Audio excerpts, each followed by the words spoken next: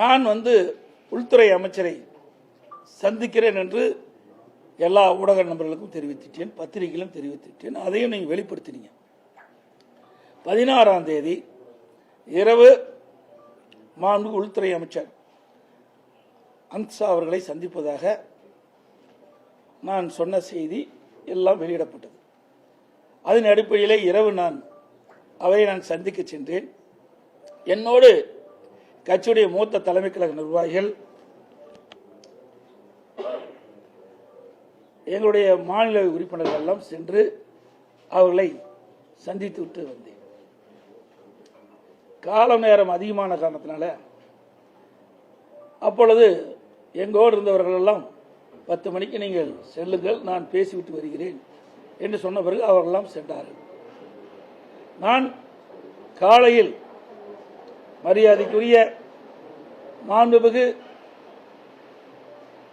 இந்திய நாட்டுடைய குடியரசு துணை தலைவர் அவர்களை நேரடியாக ஒரு இல்லத்தில் சந்தித்து அவருக்கு வாழ்த்து கூறினோம். நானும் என்னோடு எங்களுடைய கட்சி மூத்த நிர்வாகிகள், மாநில உறுப்பினர்களெல்லாம் சென்று அவர்களுக்கு வாழ்த்து தெரிவித்தோம். அப்பொழுதும் நான் அரசாங்க காரில் தான் பயணம் செய்தேன். இதையெல்லாம் திட்டமிட்டு பத்திரிகையில் ஊடகத்தில் செய்தி வெளியிடுவது என்று நன்றாக தெரிந்துதான் தமிழ்நாடு இல்லத்தில் இருந்து அரசாங்கத்துக்கு சொந்தமான காரில் தான் நான் துணை ஜனாதிபதியை சந்தித்து பேசினேன். பிறகு மரியாதைக்குரிய உள்துறை அமைச்சர்கள் இடைவெளியை சந்திக்கின்ற பொழுதும் நானும் என்னுடைய மூத்த கட்சி நிர்வாகிகளும் என்னுடைய காரிலே, அரசாங்க காரில் தான் நேரடியாக உள்துறை அமைச்சர் வீட்டுக்கு சென்று அவரை சந்தித்தேன். பிறகு சந்தித்து விட்டு அவர்கள் வெளியிலே சென்று விட்டார்கள். பிறகு நான் ஒரு 10-20 நிமிடம் அவர்களிடையே பேசிவிட்டு பிறகு அவர்கள் பல்வேறு பணி இருந்த காலத்தில் உள்துறை அமைச்சர் அந்த பணியை மேற்கொண்டு விட்டார்.